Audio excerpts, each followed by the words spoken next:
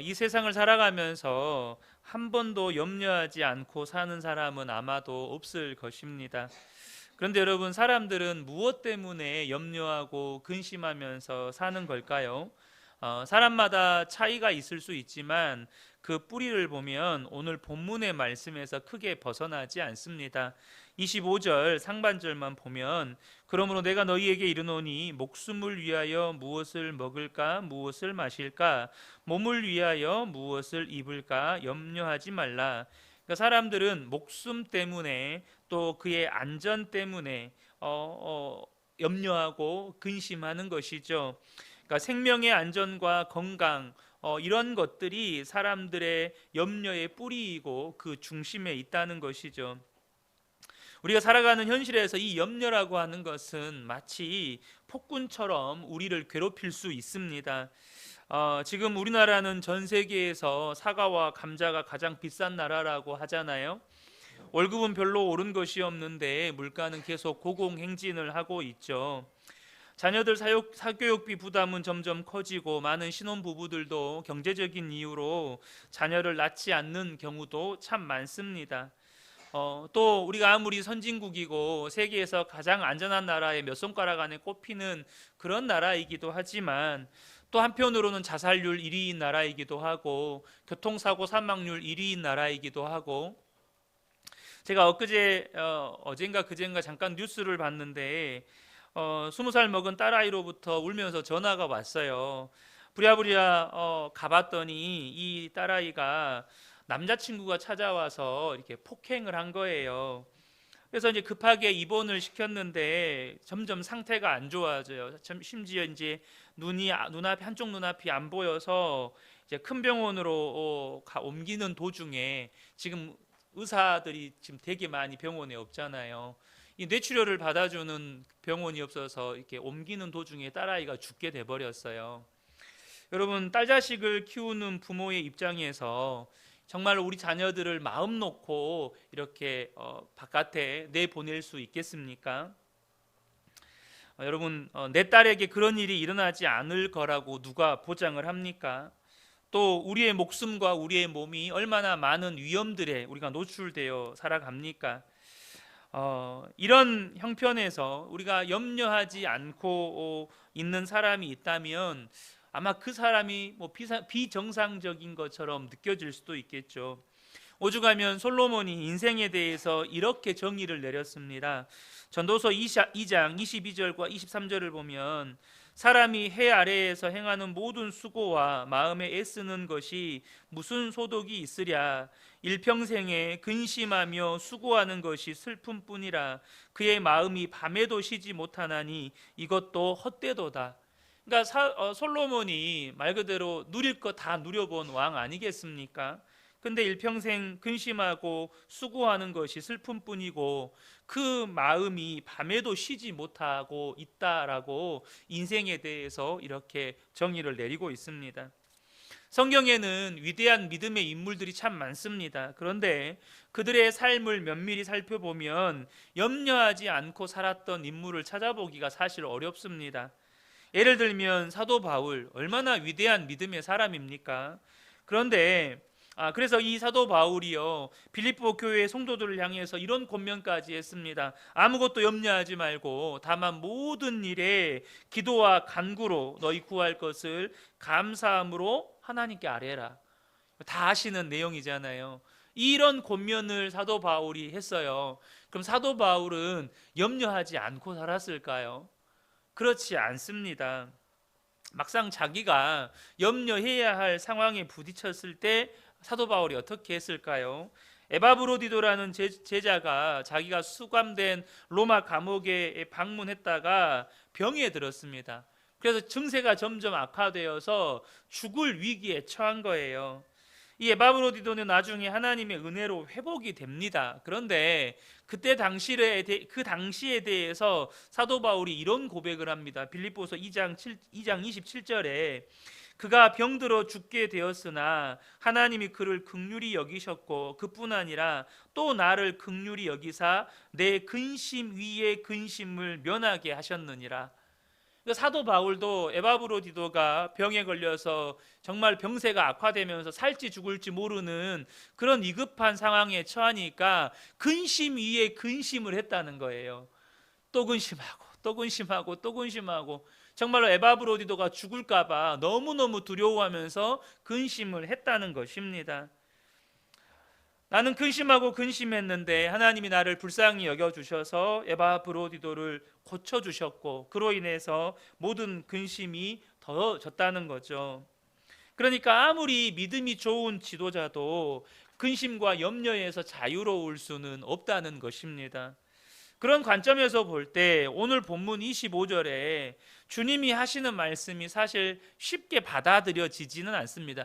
좋은 말씀이긴 해요. 근데 우리의 현실에 비추어 보면, 그러므로 내가 너희에게 이르노니 목숨을 위하여 무엇을 먹을까 무엇을 마실까, 몸을 위하여 무엇을 입을까 염려하지 말라. 어느 집사님이 그랬다잖아요. 이번 주 숙제가, 이제 제자훈련 숙제가 염려하지 않긴데, 염려하지 않는 것이 너무 힘들어서 죽겠다고 한 주간 염려하지 않고 살라니까 너무 힘들었다고, 이번 주부터는 염려하고 살 거라고 그랬다는 거 아니겠습니까? 그만큼 염려는 우리의 삶에 그냥 딱 달라붙어 있는 그 무엇과도 같아요. 그래서 오늘 본문에 염려하지 말라는 주님의 말씀이 우리의 어려운 형편에 대해서 전혀 공감하지 못하시는 것 같은 말씀처럼 느껴지기도 합니다.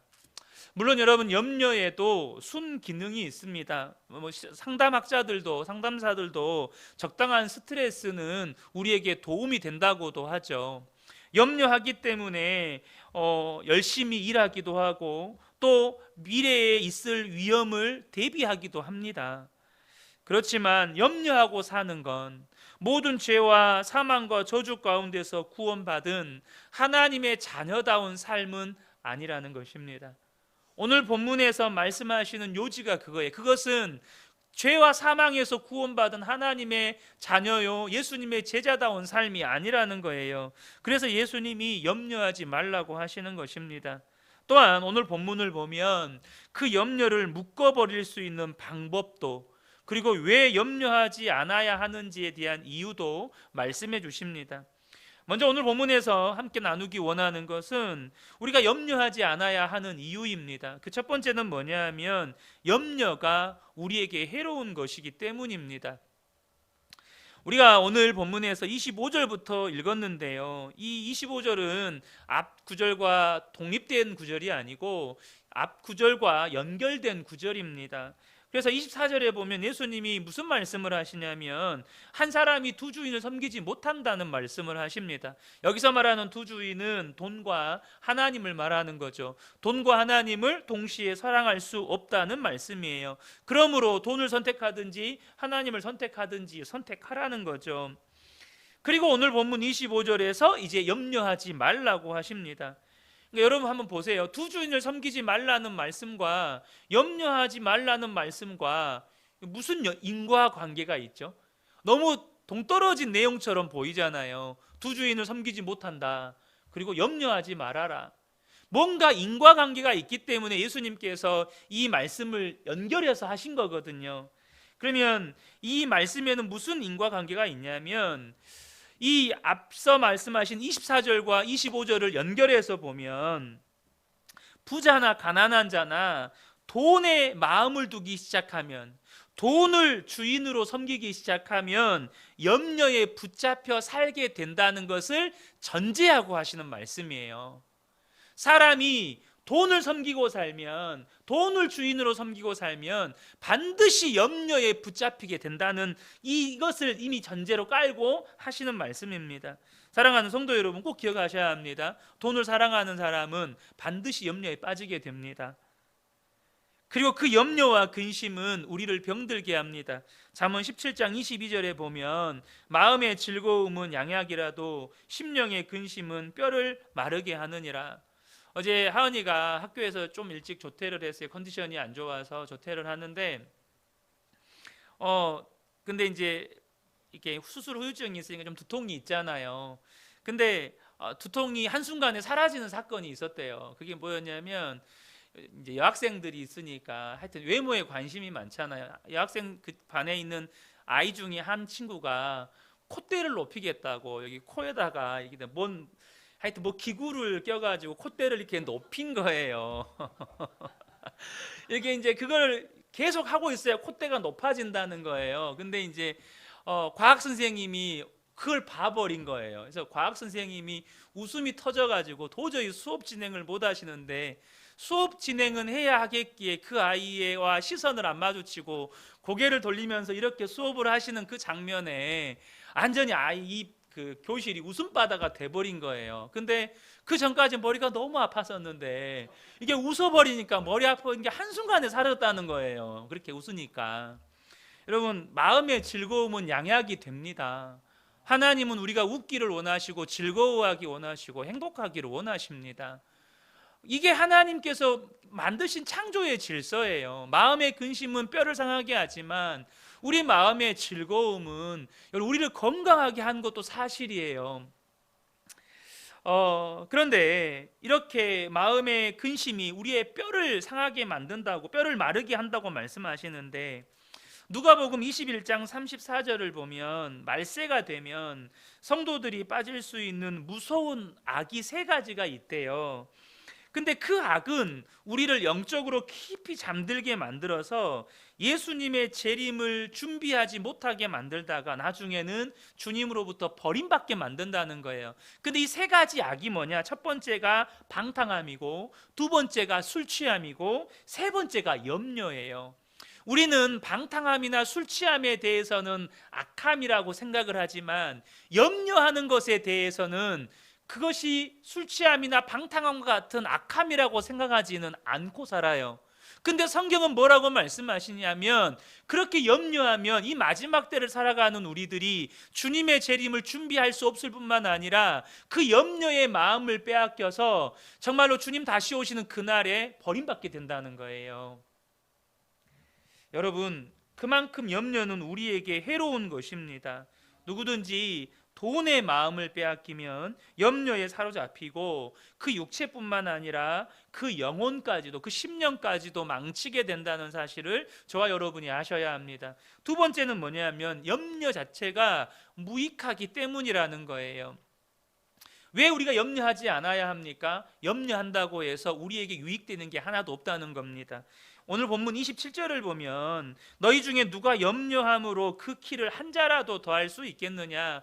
여러분, 키 작은 사람이 염려한다고 키가 커집니까? 여러분, 이 말씀을 다른 해석으로도 가능해요. 염려한다고 네 생명을 연장할 수 있느냐? 염려한다고 네 성적이 오를 수 있느냐? 염려한다고 해서 네 문제가 해결될 수 있느냐? 여러분, 염려는 우리에게 어떤 유익도 가져다 주지 않는다는 것입니다. 어떤 분이 염려를 재미있는 것에 비유를 하셨어요. 염려는 자동차에 앉아서 시동을 걸고 기아를 중립에다 놓고 악셀레이터를 밟은 것과 똑같다는 거예요. 소리는 요란해요. 여러분, 염려가 많은 사람들은 말도 많아요. 이거 이래서 걱정 저래서 걱정, 잔소리도 많이. 하여튼 염려가 많은 사람은 요란해요. 여러분, 악셀레이터 밟으면 기름도 펑펑 들어갑니다. 그런데 차는 1mm도 앞으로 나가지 않습니다. 1mm도 앞으로 나가지 않아요. 소리도 요란하고 에너지 소비도 많은데 1mm도 앞으로 나가지 않아요. 염려가 이와 같다는 것입니다. 사람이 염려하면 생각은 요란해요. 속은 시끌시끌해요. 정서적으로도 육신적으로도 너무 많은 에너지를 소비하게 만듭니다. 그런데 내게 어떤 유익도 주지를 않아요. 문제가 하나도 해결되는 게 없어요. 무엇보다 여러분, 실제로 우리가 하는 염려의 대부분은 일어나지 않을 일들입니다. 우리가 하는 염려의 대부분이 일어나지 않을 일들이에요. 그러니까 사람들은 실제로 일어나지 않을 일을 안고 염려하고 있다는 말입니다. 세 번째는 본문에서 염려가 어리석은 것이라고 말씀하고 있습니다. 34절인데요. 그러므로 내일 일을 위하여 염려하지 말라. 내일 일은 내일이 염려할 것이요 한날의 괴로움은 그날로 족하니라. 여러분, 우리가 염려할 때 지금 당장 내게 일어난 일을 가지고 염려하는 게 아니고 앞으로 일어나지 않은 일을 가지고 염려하는 경우가 정말 많거든요. 근데 여러분, 내일이라고 하는 건 내게 아직 이르지 않은 시간이에요. 내 시간이 아니에요. 내게 이르지 않은 시간입니다. 그런데 그것을 가지고 끌어다가 염려하는 거예요. 내게 이른 시간도 아닌데, 아직 내게 온 시간도 아닌데, 그 시간을, 내게 오지도 않은 그 시간을 끌어다가 나는 염려를 하고 있는 거죠. 헨리 나우엔이 재미있는 표현을 했습니다. 염려한다는 것은 아직 내 앞에 오지도 않은 시간과 장소를 무언가로 가득 채우려고 하는 것이다. 내 앞에 오지도 않은 시간과 장소에다가 내가 뭘 채우려고 한다는 거예요. 채울 수도 없는데 거기다가 뭘 채우려고 한다는 거예요. 그래서 이것을 말을 바꾸면 마음이 혹시로 가득 차 있는 거예요. 쉽게 말하면 혹시 암에 걸리지는 않을까? 혹시 사고가 나지는 않을까? 혹시 실직하지는 않을까? 혹시 결혼하지 못하면 어쩌지? 혹시 학교에 간 아이가 문제가 생겨서 집에 못 돌아오면 어쩌지? 일어나지도 않을 일을 혹시로 채우고 있는 거예요. 여러분, 아직 오지 않은 시간과 장소를 가득 채우는 것을 염려라는 것입니다. 이런 혹시가 내 마음을 가득 채우기 시작해요. 그러면 어떻게 되죠? 불안해지고 두려워지고 의심이 많아지고 탐욕이 생기고 조급해지고 나중에는 우울해집니다.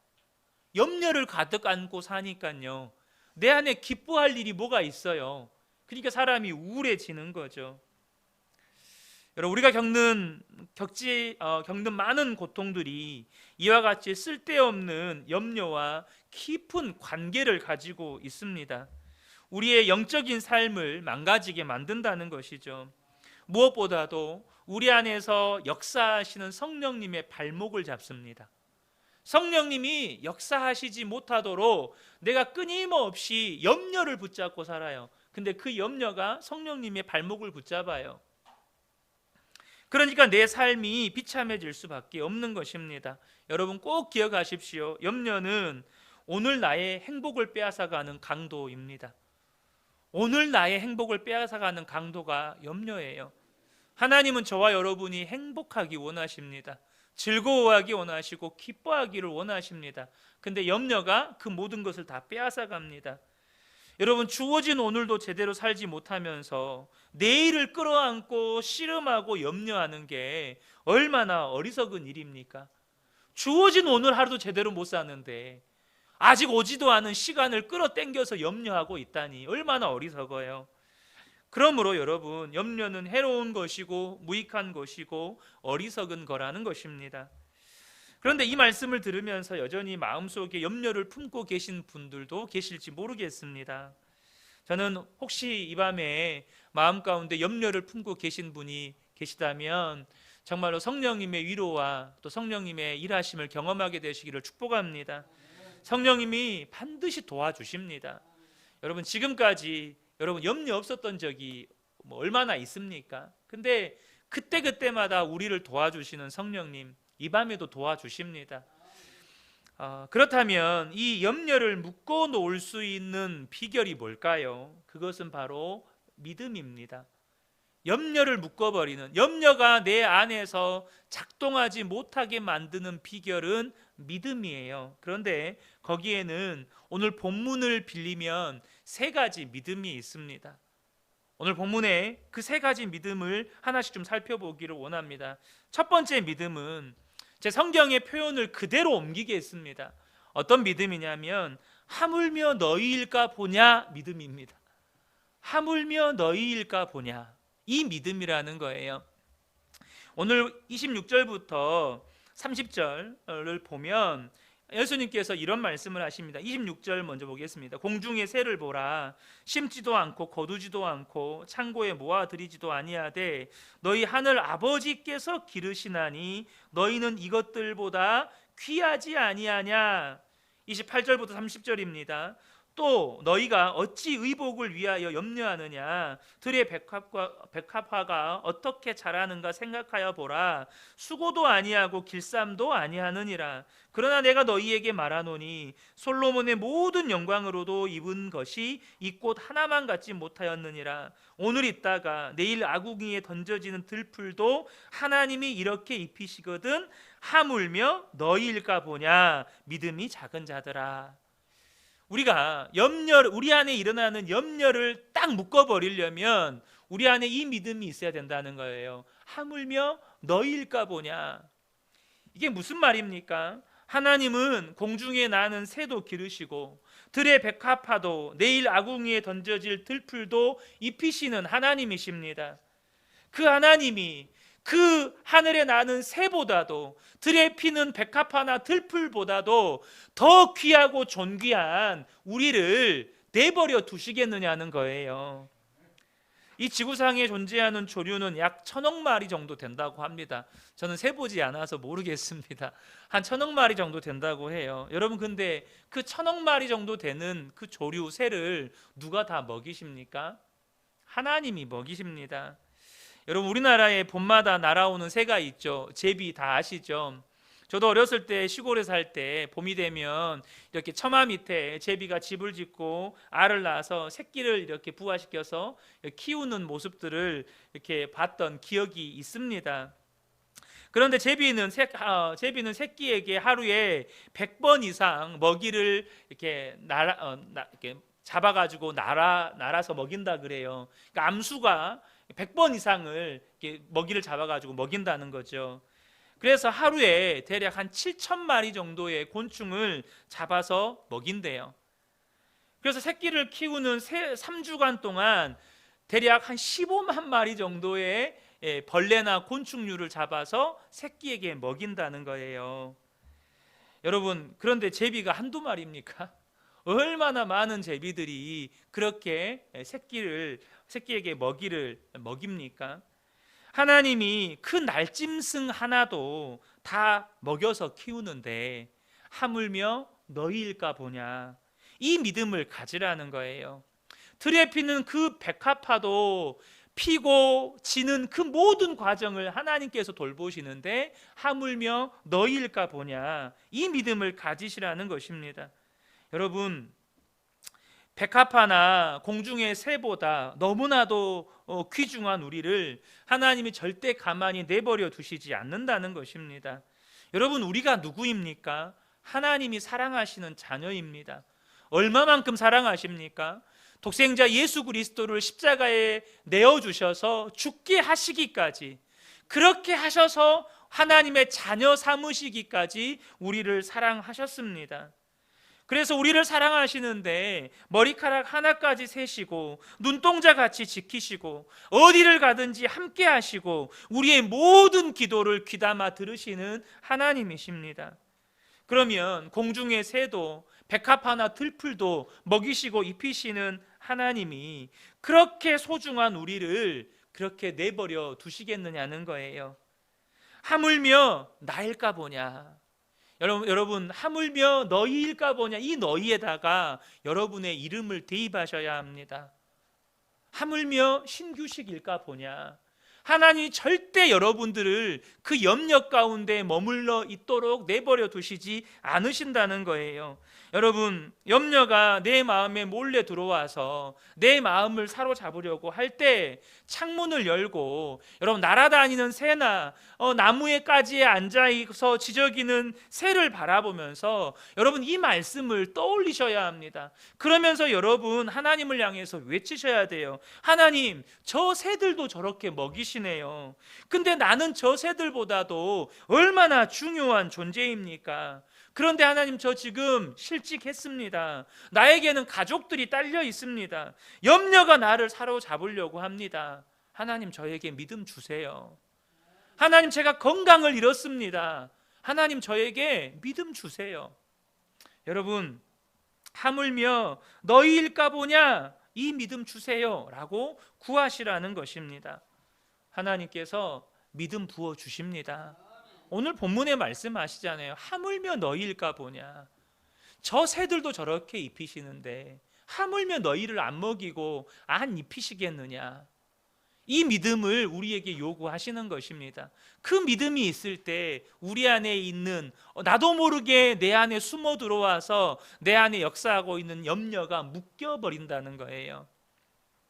두 번째는 어떤 믿음이냐? 너희에게 있어야 할 줄 아시느니라의 믿음입니다. 너희에게 있어야 할 줄을 아시느니라.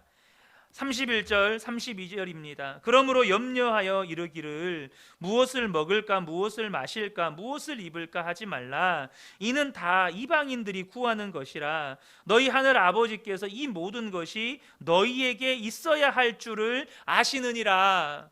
우리 하나님이 다 아신대요. 이 모든 것이 너희에게 있어야 한다는 걸 하나님이 아신다는 거예요.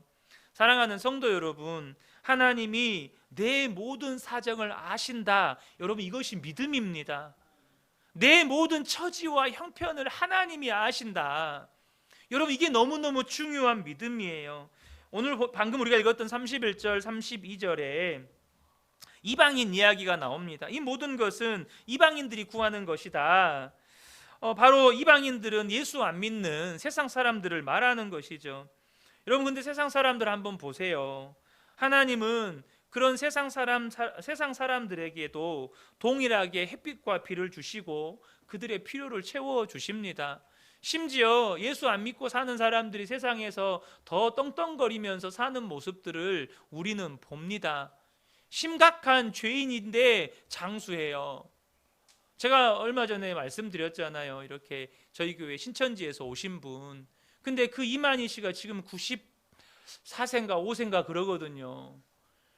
왜 여러분, 그런 분은 빨리 하나님이 데려가셔야 되지 않겠습니까? 근데 장수예요. 100세 바라봐요. 여러분, 하나님은 악인에게도 똑같은 해와 비를 주시고 그들의 필요를 채우십니다. 마태복음 5장 45절을 보면 이같이 한즉 하늘에 계신 너희 아버지의 아들이 되리니 이는 하나님이 그 해를 악인과 선인에게 비추시며 비를 의로운 자와 불의한 자에게 내려주심이라. 하나님은 의인에게만 해와 비를 주시는 게 아니고 악인에게도 해와 비를 주십니다. 하나님은 이 세상에 태어난 사람들이 이방인이고 하나님을 섬기지 않는 사람이라고 하더라도 그들의 필요를 채워주신다는 거예요. 그러면 여러분, 믿지 않는 자들도 하나님이 저들에게 저렇게 먹이시고 입히시고 채우시는데 하물며 하나님이 사랑하는 자녀들은 당연히 그 모든 필요를 아시지 않겠습니까? 여러분이 어떤 문제로 인해서 마음속에 염려가 찾아올 때가 있잖아요. 그때 길거리로 나가세요. 그리고 믿지 않는 사람들을 보면서 속으로 외치세요. 하나님, 예수 안 믿는 저 사람들도 저렇게 건강하고 저렇게 좋은 차 타고 다니고 저렇게 좋은 집에서 살게 하시고 저들에게 무엇이 있어야 할 줄 아시고 다 주시면서 하물며 예수님의 피값으로 사신 나를 하나님 가만히 내버려 두시겠습니까? 절대 그렇지 않다고 저는 믿습니다. 지금은 단지 하나님의 때가 되지 않아서 그렇지 때가 되면 하나님이 반드시 주실 줄로 믿습니다. 여러분, 그렇게 외치시라는 거예요. 여러분, 믿음은 선포가 따라옵니다.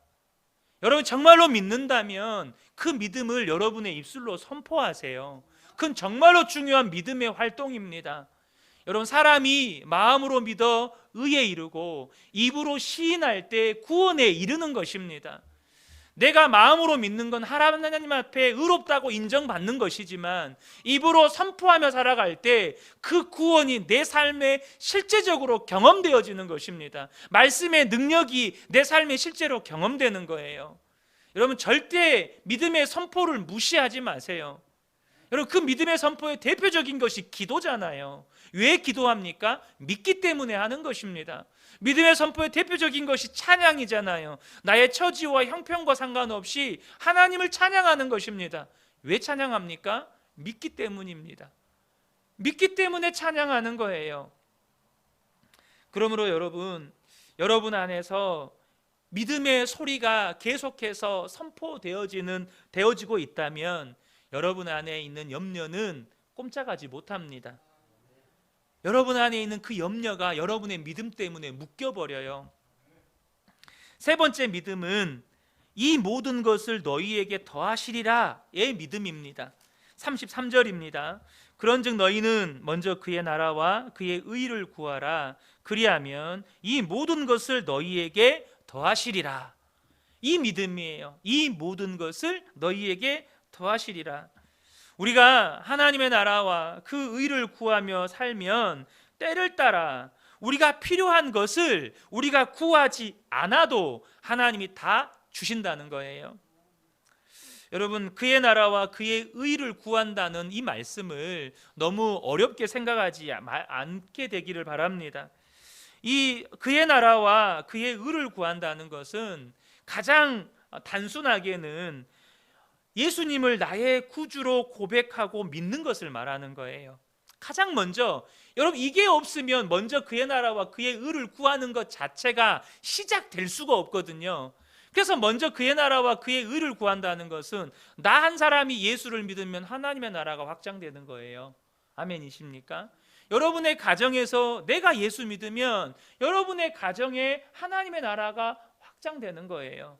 그러니까 나 한 사람이 예수를 구주로 믿고 고백하는 것이 하나님 나라의 한 나라와 하나님 나라의 의를 구하는 거죠. 또한 우리가 이렇게 바쁜 일상을 살면서 세상 사람들은 금요일 저녁, 불타는 금요일이잖아요. 그래서 육신의 즐거움을 위해서 시간을 보내는 이때에 하나님 앞에 나와서 하나님을 찬양하고 말씀을 듣고 그 말씀을 붙잡고 기도하는 이 시간이 소중하다는 것을 알고 그 모든 육신적인 유혹들 끊어버리고 이렇게 모여서 함께 예배하고 기도하는 이 행위 자체가 하나님의 나라를 구하는 거예요. 세상은 어둠으로 불을 밝히려고 할 때 우리는 복음으로 불을 밝히는 거예요. 우리는 그리스도의 영광으로 이곳에서 불을 밝히는 거예요. 또한 주님이 가르쳐 주신 기도대로 하나님, 어떻게 해야 하나님 아버지의 이름이 온 땅에서 영광 받을 수 있겠습니까? 거기에 관심을 가지고 그것을 구하면서 사는 것, 주님의 뜻이 이 땅에 이루어지기 원합니다. 그 소원을 가지고 사는 것, 여러분, 그것이 하나님 나라와 의를 구하는 거죠. 하나님의 나라가 이 땅에 완성되어서 주님이 우리에게 주시고자 하는 이 영생을 우리로 누리게 하신다는 약속을 붙들고 그 나라를 마음에 품고 그 나라에 대한 꿈을 꾸는 삶이 하나님 나라와 의를 구하는 것이에요. 그런데 우리가 이렇게 구한다는 것에서 주의해야 할 것이 하나 있습니다. 무슨 말이냐면 단순히 마음에만 품고 가만히 앉아 있다면 그것은 구하는 게 아닙니다. 여러분들이 내가 말씀 듣고 예배하고 기도해야지 마음만 먹고 가만히 있으면 어떻게 돼요? 그럼 아무 일도 일어나지 않아요. 여러분, 예배의 자리로 나오셔야 돼요. 예배의 자리에 나와서 함께 찬양하고 말씀 듣고 함께 기도하는 그러한 열심을 내셔야 합니다. 그게 하나님의 나라와 의를 구하는 거예요. 그래서 우리는 노력해야 합니다. 훈련해야 되고 최선을 다해야 합니다. 이것은 율법적인 게 아니에요. 당장 여러분, 우리의 열심은 어느 정도여야 하냐? 하나님 나라와 하나님의 의를 위한 열심은 어느 정도여야 하냐? 세상 사람들이 세상에서 성공하기 위해서 열심을 내는 것보다 더 열심히여야 돼요. 여러분, 예수님이 그런 말씀을 하셨거든요. 너희의 의가 바리새인들과 서기관들보다 낫지 못하면 천국에 들어가지 못한다라고 말씀하셨어요. 여러분, 바리새인들의 그 의는 어떤 것이었습니까? 사람들에게 인정받고자 하는, 기도를 해도 길거리에 나가서 사람들에게 인정받기 위해서 큰 소리로 기도했습니다. 그런 열심으로 그들은 그들의 의를 드러냈습니다. 세상에서 높아지려고. 여러분, 우리의 열심은 어떠해야 됩니까? 하나님의 나라와 하나님의 의를 구하는 열심이 그런 바리새인들의 열심보다 더해야 된다는 거예요. 우리가 매일 아침 직장에 가죠. 아침에 일어나 직장에 가죠. 또 주어진 일상을 삽니다. 똑같은 삶을 살아요. 예수 믿는 사람이나 안 믿는 사람이나 똑같습니다. 그런데 중요한 게 있습니다. 하나님 나라를 구하는 자의 삶은 달라요. 그냥 일어나서 직장 가는 게 아닙니다. 그냥 일어나서 그냥 일상을 사는 게 아니에요. 우리는 새벽을 깨워요. 기도로 하루를 시작합니다. 말씀을 펴고 그 말씀에 귀를 기울입니다. 하나님, 오늘 하루 나의 일정이 이러이러한데 제가 그 일정 가운데 하나님의 말씀에 순종하며 살게 해주십시오. 오직 주님의 인도하심 따라 살게 해주십시오. 그래서 오늘 나의 삶을 통해서도 하나님이 영광 받게 해주십시오. 하나님의 나라가 우리 가정에도 우리 일터에도 이 땅에 이루어지게 해주십시오. 나의 삶이 하나님의 뜻에 일치되게 해주십시오. 그렇게 하나님 앞에 엎드리고 은혜를 구하는 사람이 하나님의 나라를 구하는 사람입니다. 우리가 세상에 살지만 세상에 속하지 않는 사람답게 살려고 하는 노력, 그것이 영적인 삶이고 하나님의 관심사와 나의 관심사를 일치시키고 우리 삶의 무게를 하나님의 나라에 두는 거예요. 우선순위를 바로 정해서 하나님이 기뻐하시는 일을 먼저 하고 내가 좋아하는 것은 나중으로 미루고, 그것이 하나님의 나라와 의를 구하는 것입니다. 여기서 한 걸음 더 나아가면 정말로 우리가 일반적으로 생각하는 하나님의 나라와 의를 구하는 삶, 바로 나의 젊음과 나의 인생을 주님께 드려, 나의 삶을 주님께 드려 헌신하는 것이죠. 아마 양화진 선교사 묘역에 가보신 분들 계시겠지만 그곳에 가면 정말로 많은 선교사님들이 묻혀 있습니다. 저도 개인적으로 우리 근혜교 성도님들과 함께 꼭 한번 양화진 선교사 묘역을 방문해 보고 싶은 그런 마음들이 있습니다. 거기에 보면 정말 많은 사연들이 거기에 이렇게 기록이 되어 있거든요. 그냥 가서 보기만 해도 은혜가 돼요. 당시에 너무나도 미기하다고 알려졌던 조선 땅에 20대의 꽃다운 처녀로 찾아와서 복음 전하다가 20대에 이 땅에서 묻힙니다. 그러니까 몇 년 복음도 못 전하다가 이 땅에 묻히게 돼요. 그런데 그 묘지에 이렇게 쓰여 있습니다. 나는 다시 100번을 태어나도 조선 땅에 복음을 들고 올 것이다. 100번을 태어나도 조선 땅에 올 거래요. 20대에 와서 몇 년 복음 전하지도 못하고 풍토병으로 죽게 되었는데 그래 또 오겠다는 거예요. 그 양화진 선교사 묘역에는 어린아이들만 묻혀있는 그런 묘역도 있거든요. 그런데 거기에는 이런 아이도 있어요. 태어난 날과 죽은 날이 똑같아요. 태어나자마자 그냥 문제가 생겼는데 어떤 의료 시설들이 없으니까 태어나자마자 죽게 된 거죠. 이렇게 주님을 위해서 자기 생명을 주를 위해 바쳐 헌신하는 것이 바로 하나님의 나라와 그의 의를 구하는 것입니다. 여러분, 우리가 평범하게 살면서 하나님의 나라와 의를 구하든 아니면 일평생을 하나님께 온전히 드려서 헌신함으로 하나님의 나라와 의를 구하든지 간에 우리가 하나님의 나라와 의를 구하면서 살아가면 이방인들이 걱정하는 그것 우리가 구하지 않아도 하나님은 날마다 먹이시고 입히시고 재우시고 채우신다는 거예요. 우리에게 더하시리라는 이 믿음이 있을 때, 우리가 하나님의 나라와 의를 구하며 살 때 이 모든 것을 나에게 더하시리라, 이 모든 것을 우리 가정에게 더하시리라, 이 모든 것을 우리 교회에 더하시리라 라는 믿음이 있을 때 여러분, 염려는 묶여버립니다. 염려는 더 이상 우리 안에서 역사하지 못해요. 사랑하는 성도 여러분, 여러분 안에 염려가 있다면 다시금 이 밤에 믿음이 회복되어서 그 모든 염려가 묶여지기를 축복합니다. 더 이상 염려가 여러분 마음 안에서 정말로 딴짓 못하도록, 여러분 안에서 정말로 여러분의 삶에 고통으로 역사하지 못하도록 여러분 안에 믿음이 회복되기를 축복합니다. 초대교회 문헌에 보면 초대교회 성도들이 별명처럼 자기 이름 앞에 붙이고 다니는 단어가 하나 있었습니다. 그게 뭐냐면 티테디오스라는 헬라어입니다. 티테디오스. 근데 이 티테디오스라는 헬라어는 무슨 뜻이냐면 염려에서 해방된 사람, 결코 염려하지 않는 사람이라는 뜻입니다. 여러분, 초대교회 성도들 대부분은 무식했고 가난했고 그들의 삶에 인간적인 기쁨은 별로 없었습니다. 그러나 예수 믿고 나서 하나님 나라의 영광을 보고 나니까 그들의 마음이 얼마나 은혜로 충만했는지 몰라요. 그래서 일평생을 복음을 위해 살려고 했고, 자기들이 종사하는 생업을 통해서, 자기들이 몸담고 있는 가정을 통해서 복음이 전해지도록 최선을 다했습니다. 그래서 나중에는 로마가 복음 앞에 무릎을 꿇었고 전 세계에 복음이 전해지는 그런 기초를 다졌습니다. 여러분, 이렇게 헌신된 삶을 사니까 염려가 떠나가는 거예요. 그래서 자신들이 염려에서 해방된 사람이라는 것을 자랑하기 위해서 티테디오스 바울, 티테디오스 바나바, 티테디오스 야고보, 티테디오스 요한, 이렇게 이름 앞에 티테디오스란 단어를 붙였다는 거예요. 물론 성경에 기록된 것은 아니고 이 초대교회 문헌에 기록되어 있는 내용입니다. 여러분, 저는 우리 성도님들 이름 앞에 티테디오스가 붙게 되기를 축복합니다.